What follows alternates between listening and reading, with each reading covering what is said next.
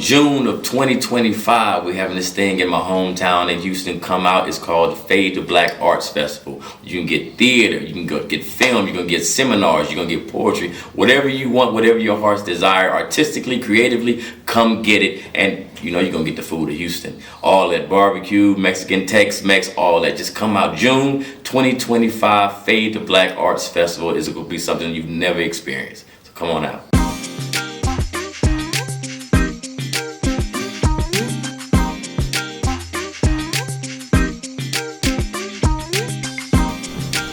Welcome back, welcome back, welcome back. Once again, we are here at the Fade. I'm your host, Brandon Morgan, and I'm here with our wonderful, wonderful guests, Mr. Jason Dirden and Mr. Willie Dirden. How y'all doing today? Just great, just great. Glad to be here. Good. Glad to have y'all here, man. Glad to have y'all here on the Fade. We just like to sit down, talk about things, talk about a couple more things, then some more things, then talk about Fade to Black in 2025. That seemed pretty easy, right? Things it's good for me, man, because sitting down is my favorite athletic endeavor. I'm with you on that one. I like to sit down, but I ain't gonna talk about my dress when I like to sit down at home. But it's definitely a lot more relaxed, if you must say. So, so yeah, you know, y'all just give me some intros, like if the people don't know you or may know you, or you know, just let the people know who you are. I personally know, but I'll give you a chance to introduce your own selves as you may. You want to go first? Or? I came here first. Yes. Okay. Age before beauty. Well, my name is Willie Dirden, and I'm an actor and director and coach of young talent coming up. Been pursuing perfection in my craft for about 50 years now. Yeah. And I'm a native Houstonian. When I was born, my mother was living on Capron Street in Fifth Ward. And so I was born on Capron Street in Fifth Ward because I just wanted to be near her at the time, you know what I mean? So spent all my life here. You know, I've traveled, but there's no place I would rather be. Amen to that. I'm a fellow north side of myself, a little further on the other side, though, okay. Acres Home area. Well, that's where I actually grew up, in Acres Home, yes. Still live over in that area now. Okay, that's what's up. Good old Acres Shakers, man. Acres Shakers. The 44. 4 for sure. For sure. Hey, what about you, Jason? Yeah, I'm Jason Dirden. I'm his son. And from Houston, born and raised. Went to Booker T. And I've been on TV, been on doing stage in New York or regionally for I guess the last almost 20 years now. Yeah, Greenleaf. Oh, triumph, baby! Oh, what a blessing! Get ready. The judgment's coming. The Lord wants you to do this. I'm just a messenger. There's something antique about this place. Airless. Like a tomb. Kings over queens. Basie Skanks is about to make a withdrawal out of the bank of heaven and set things right. I'm at a loss to see what's wrong. What you call that? A losing hand. Where's your Jesus now, brothers? Is that the church's money you lost in there tonight? Most definitely.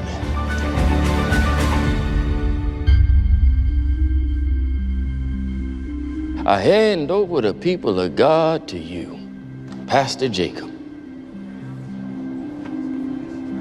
You said the judgment's coming. It is. It's coming for you.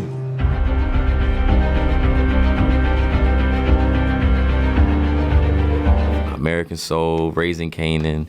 I was fortunate enough to perform 2 Broadway shows, Fences and Raising in the Sun, both with Denzel Washington. And just a lot of regional theater, but it all started in the house where I grew up. And this guy right here he said, oh, I think if you have an interest in it, let's treat it like you're a professional. And this is no lie. This is my introduction to professional acting was, hey, Dad, I'm doing this monologue. You want to see it? Okay. Get about 2 lines in, and I hear snoring. I say, hey, Dad, I'm working here. He's like, okay. I said, but you went to sleep. He said, yeah, because you weren't telling the truth. Hey.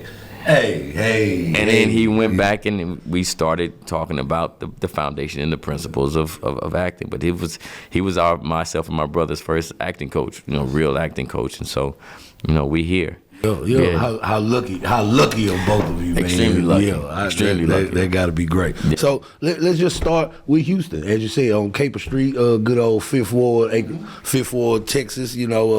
Just give me a background of all of your roots from Houston, like what life was like coming up to what got you to here now to 2024.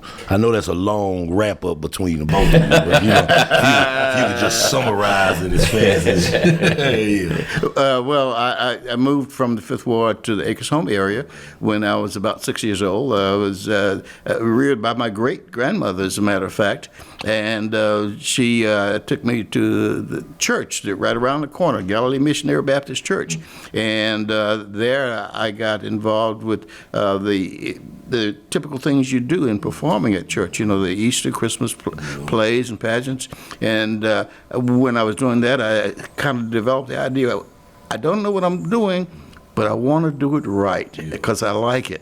And from there on to high school, and then I actually went to University of Texas to become an electrical engineer and had a miserable 2.5 years there. Not that the education was miserable, but it wasn't my water for this fish. Yeah. So I came back to Houston, went to Texas Southern, and in the meantime went through 2 auditions and got roles in community theater, and still studied on the side as well. And from community theater began to do some regional theater, et cetera, and here we are today. That's a good journey, Mr. Willie. That's a good journey. I hope to be on that journey soon. Hope to be on that journey soon. What about you, Jason? Yeah, went to Booker T, and actually, funny story is that this is true too. I wasn't into acting early on. I was more into sports, football, basketball, baseball, anything with a ball, I was playing it.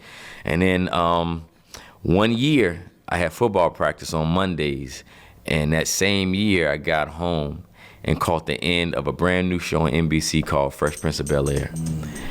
And if I kept playing football, I was gonna miss this show every Monday. So I had a decision to make. And so I stopped playing football. True story. And my mom, who was a teacher, and she was like, well, you got to do something after school. You can't just come home. You have to have some type of enriching curricular activity. And my brother, Brandon, was already into acting, and he was already doing it. I was going to the drama tournaments just as a spectator and just something to do on Saturday.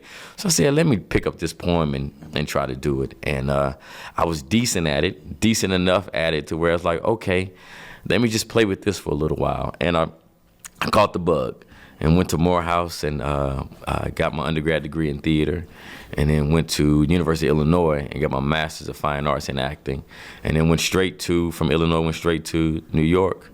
Myself, my brother, and a good friend of mine, we all got a 2-3-bedroom apartment, moved to New York, and did the whole, we'll see if we can make it. And for the first 9 months, I didn't work as an actor. And that was actually the first time I ever experienced what real depression was like. Because in New York, in November, I moved in September, and in November, daylight savings hit. And in New York, it gets dark at like 3:30, 4 o'clock. And then it starts raining and it gets cold. And some days, I wouldn't get out of bed until like 1, get something to eat, and then back in the bed at 4 because it's dark outside. And after about 3 weeks, it's like, wait, this is not normal. This is not right.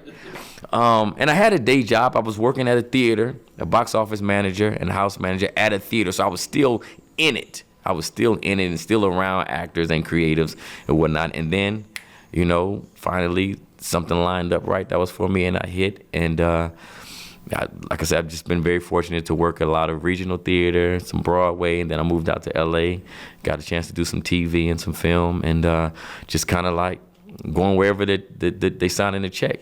You know, as long as it matches up with my integrity, we'll do it. We'll do it. If both of them go, it's a go. Right. Amen to that. That's how we here today. Well, coming from such a art-rich family, like what is that upbringing like? What is that child rearing like? We coming from such a rich art family, because Mr. Willie, I could personally say I've known you or known of you for a while, of course, through a lot of your colleagues from your alma mater, TSU, of course. I went to PV, but it's we bleed through and through sometimes. Oh, HBCU, baby. Yeah, amen for that. Amen. Yeah, So, yeah. What is that experience like? Well, actually, in our house, we didn't think of it as focusing on being cultural or having a particular culture. We just did the things that we liked. And my wife, his mom, was a singer, and I love listening to music. Shout out to Ray Charles. And so they grew up hearing a lot of music. And at the time, I was interested in theater and doing a lot of theaters. At one time, man, I'd be performing one show and rehearsing two others at the same time. And we weren't rich enough to have babysitters come in, so when I was performing, they would drug along to see the shows, Let me tell you, I saw a lot of shows that were not appropriate for me to be seeing at a certain age. It just puts you in a better spot for later, man. And reading was required at our house. Reading. I mean, we had we still are adding to our library at the house. We have tons of books, and so reading was nothing for them. It was no problem for them to see us read and then just pick up the habit. So if you talk about culture, no, it was just life. It was just living. I agree with that. I agree. Reading. So I moonlight as an English teacher on some days. Don't worry about your kids; they fine. But they always ask me like, "Oh man, you're an actor. Like it's so great." And I tell them straight up, like reading is step one. Like that's right. It is the only way to advance in this profession. If you are not a proficient reader, it is going to be an uphill battle like from the start. So yeah, I preach that so much. So I'm glad you mentioned that, because reading, my mom was real big on me for reading. I didn't know what it was for or what I use it for later, but it was definitely like the highlight of every day, like reading something. You read and you get the message, and with all thy getting, get an understanding. Amen. Because if you read and understand what the writer is trying to say through the character, then it becomes much more pleasant and easier to do that role. Halfway there. The next first step, just the memorizing part. Once you get that, first step. What about you, Jason? What was life like? I mean, I understand. I'm sure it was just a normal life, but from the outside looking in, because I'm like the only artist in my family, you know what I mean? So, just looking at how the upbringing could be, like you can lean on your dad for certain things. Right. Like you said, you picked up a monologue and you was like, "Hey, Dad, listen to this for me." For sure. It's a couple of things, but as a child, you don't really realize what's happening until you're an adult and say, "Oh, wow." So just being around, like you said, my mom was actually directing shows in elementary school. Like she's always been part of this medium as well. And if my dad was in a show, we'd go see it. So as an adult, I realized that what that was doing, the insistence and the encouragement toward the arts and creativity, what that was doing was taking me out of my neighborhood.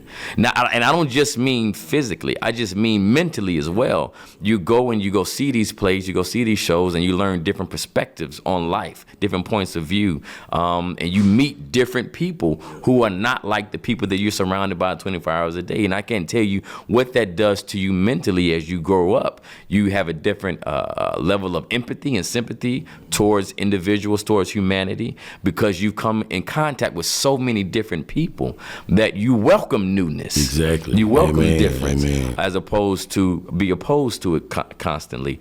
And the second thing was that I tell this all the time too when I talk to students and parents are there, and unfortunately, and it's still this way. It's not this way as much as it used to be, but in our culture, the arts are not something that are looked upon as a career that you should go after if you're a child. You know what I mean? It's like you're gonna be a star in the arts, you're not gonna make it. And then when you make it, they say, oh, I knew you always gonna make it. But that's right. But understanding that, I tell parents this all the time, never underestimate the power of encouragement. Yeah. So that same token, never underestimate the power of discouragement. That's even more powerful. Understanding that if you discourage your child from chasing what it is that's inside of them, whether it be artistic, whether it be something, whatever, if you discourage that, then you don't know what kind of trauma that's creating in that child to where they cannot become their full selves and they cannot be a productive member of society and possibly change the world or possibly change someone else's life. But specifically talking about the arts, you know what I mean? Everybody's not going to be a superstar. Everybody's not going to be a celebrity. That's not why you enter it. You enter it because you love it and you feel like you understand this power in telling stories and being able to affect people's lives and just seeing the world differently and creating a better place for humanity. And if you discourage that, that's one person less that has the opportunity to do that, to change somebody's life. And there's a power in artistry and creativity. So the encouragement that we had in our household was absolutely unbelievable. Man, that's so dope. That's so, I tell that a lot. Like my mother, she is my number one supporter. I must say, like she at every show, maybe 40, 50 people at a time. Yeah. But then, she'll call me during the week and be like, hey, these people over here hiring, like, just if you wanted to know, like, they hiring. I don't know where you at right now, but you could go over there if you like, know. So, but like, she is not a discourager. Like she may not fully encourage or push for it, but she's supportive. You know what I mean? I think that does make all the difference. All the difference. Well, that's good. Let's get into more of like the history and the resumes of our work that we have all done together. Mr. Willie, would you like to give us like a short list maybe, or can I just like choose something and we just talk about what the project was like? You probably ought to just choose something.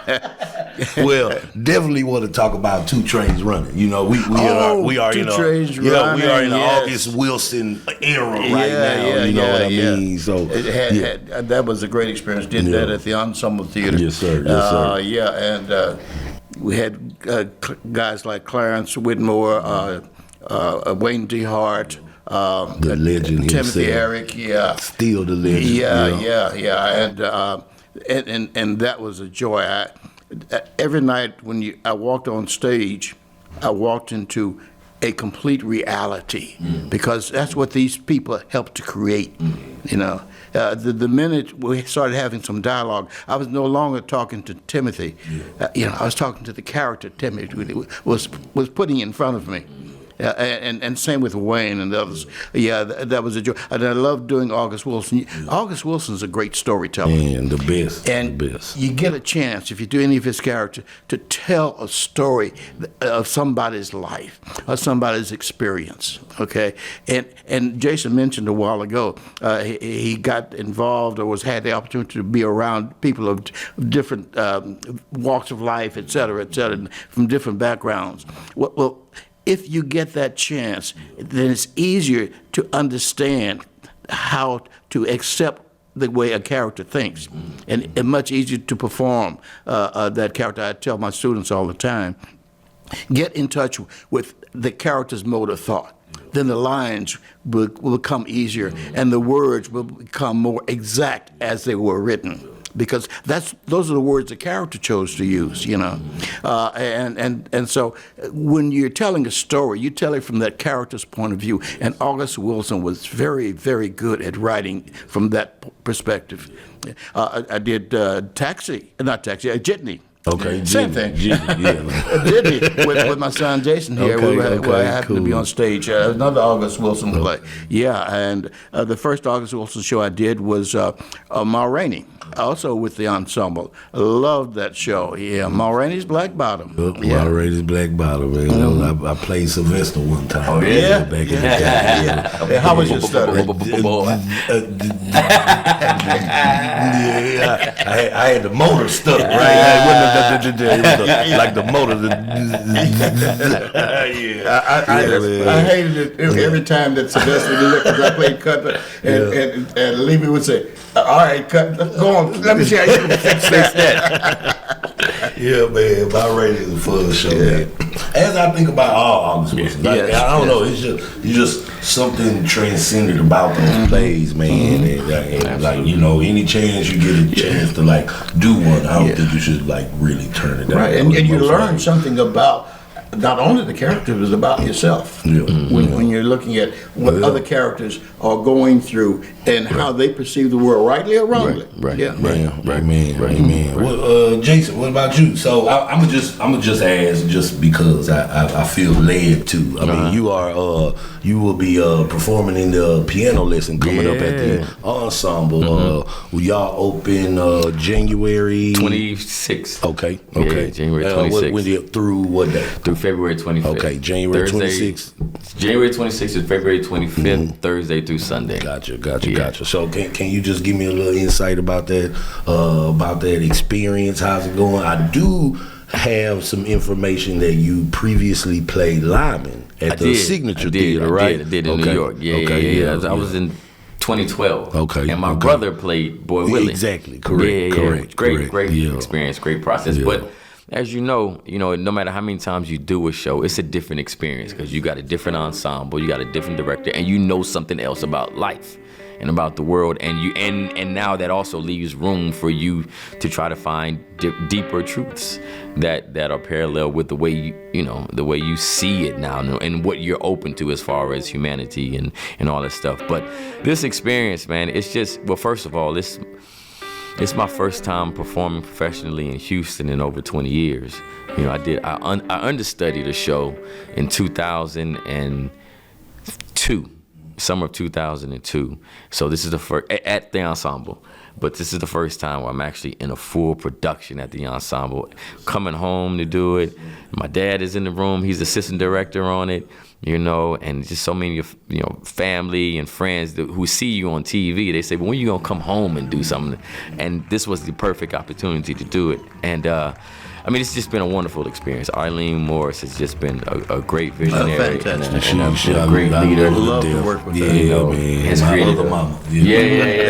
Has created just a wonderful environment, and she has such an affinity and a close relationship with August Wilson and the text with him personally, and also the text, whether it be piano lessons or just understanding the intention behind the whole canon of August Wilson, and so that leadership has been incredible. And then the ensemble that she put together is just absolutely wonderful. Fire, y'all. Fire. Absolutely wonderful. If you want to see a show in Houston, go see the piano lesson. Come see it. I guarantee you. I guarantee. No, we having some fun up there, so don't miss it. I bet. Because once it's over, it's over. Don't miss it. Don't miss it. Yep. A blip on the screen after that. That's the word. That's one thing I do not enjoy the most about theater. Like you know it must end, but sometimes you really don't want it to end because you don't want it to go on and end up being like 230 shows. It must end. But it depends. It depends on what their check is. On Broadway, in the commercial theater, you want to do 230 shows. We want an extension. That's fair. But they must end. End. So can you give me a little what is it like working together, Willie? Like how is it directing Jason in a setting as opposed to at home, or is it really much the same way? Jason, stop up. Yes, it's a pleasure. I told him to stop up his ears because I don't want him to get the big head thing. He can't listen to me anymore. But no, it's a real pleasure to work with my boys because they have become such serious practitioners of the craft. And being a serious practitioner means also listening and continuously learning. A perpetual learner. What I have to do in this instance is simply give Jason a suggestion for an alternative option a different option, and let him play it and see if it works. If it doesn't work, it doesn't work. If it works, he adopts it. And that's the way all actors and director relationships should be. Now, we tell them to go and do what is instinctively what's in your head right now from what you know about the character. And then we put nuances on that. And Eileen is great at that. She's the lead one, and then I come in and chime with something that may add to it. It's kind of like when you're doing improv. You're given something, and then you add to it, and it's never yeah but. It's always yes and. And that's what we're doing here. The actor-director relationship between Jason and myself, with the rest of the cast and Eileen and myself is always a yes and. I like that. And so it's a building and it's more than a symbiotic relationship, because we're not feeding off each other in a negative sense. We're feeding off each other in a very positive sense, because we all grow from that. And the benefit is for the audience that comes to see the finished product. Oh man, I'll tell you that we had our first previews this past Saturday and Sunday, and man, I'm sitting in the audience because as an assistant director, you're supposed to continue to take notes during preview showing. And I find myself getting too good. Just watching the show. Getting too good. I know it. I know it. Look, I'm excited, y'all. I'll be there in a couple of days myself with my front row seat ready. Because I mean, and let's be real, like in the culture of black artistry and black theater, like the piano lesson, is like one of those symphony plays. Like it's the one you love the most. It's the one that's a lot more notable than the others. Outside of Fences, of course. But for sure. Personally, it's one of my favorites. Outside. And this piano lesson and this production allows for there to be a great sound and visual experience, given the technical aspects that have been brought to play on this by the designers, the sound designers, the light designers. It's a marvelous experience. Houston don't miss it. Man, you heard it. Houston don't miss it. Jason shouldn't have to tell you nothing. Don't miss it. Don't miss it. Don't miss it. Don't miss it. Don't miss it. Well, y'all, this is the point of our show where we like to do a thing called Fade It Forward, right? So if there's any like nugget of advice or any kind of tidbit of information that you would just like to give out to the people for free of charge, don't give them something that you might charge them for, keep that close to your pocket. But anything, willing to give out for free, whether it be something critical or like a critique, anything at all, just you are free to give that to the people for the up and coming artists in the world that aspire to go a certain way, like any of us may have went. So if y'all just look right into your camera and just you just give it away at will. Well, speaking to the artists who are up and coming, one of the first dilemmas you run into for yourselves personally will be whether or not to accept a particular role and do that role. And I've told my kids to begin with, and every student that has come to me for advice, that when they decide to choose whether or not they're going to do a role, first decide whether or not they want their parents to see it. And if the answer is no, then I say, don't do it on stage. And then I said, decide if you want your kids to see it. If the answer is no, don't do it on film. And then if you decide whether or not you want God to see it. If the answer is no, don't do it. Hey, That's church right there, Mr. Willie. That's church. And he's been saying that for like the last 25 Man, that's years. church right there. I need to adopt that because my only, I was like, let me just read it. Like, all right, like, if you give it to me, let me read it and let me see what's going to happen first or see what I have to actually say out of my mouth and give out, and then I can go from there. But that's fair. That's fair. Because, you know, I do some shows, my mom be like, I don't know if I want to see that brand. So, you know, that's fair. That's fair. That's fair. Jason, any little fading forward? I think the one thing that I would say is just always make it about the work. You know, often we have dreams of getting to a certain level of celebrity or work or doing film or doing whatever it is. And the truth is, you have no control over whether or not you're going to get those opportunities. But the thing you do have control over is the work that you do. And you don't have control over if someone's going to like it or if someone's going to get your job based on it. You don't even have control. You know, you hear all the time, well, it's about relationships. It's about who knows you. Yes. But the other part of that is how do they know you? They may know you, but if they don't know your work, if they don't like your work because you're not making it about the work, you're making it about trying to forge a relationship, well, they're not going to work with you. Because at the end of the day, they need your work. They need your output. So as long as you make it about the work, you get a better chance of those dreams actually happening, getting those opportunities in film and television or just on a larger stage, whatever. As long as you make it about the work, because that's what you can control. You can't control anything else. Amen, man. Thank y'all very, very much. I appreciate both of y'all coming out. It's been a pleasure seeing you and talking with you, man. You know, I ain't talked to you since the last time I seen you. Yeah, and last time I saw you was your work on stage. Yes, sir. And Yes, sir. Yeah, Skeleton Crew. And you did a fabulous job there. I gotta tell you, man. I'm out here trying. Look, as long as they keep hiring me, I'm gonna keep doing it. You doing it? Yeah, you doing it. They hire me, I'm gonna do it. It's just that simple. So yeah. Well, thank y'all again. Thank y'all very, very much for stopping in to the Fade. Everything Fade to Black 2025. Once again, I'm your host, Brandon Morgan. I've sat with Jason Dirden and Mr. Willie Dirden. So thank y'all. We will catch y'all later. Corey, we done.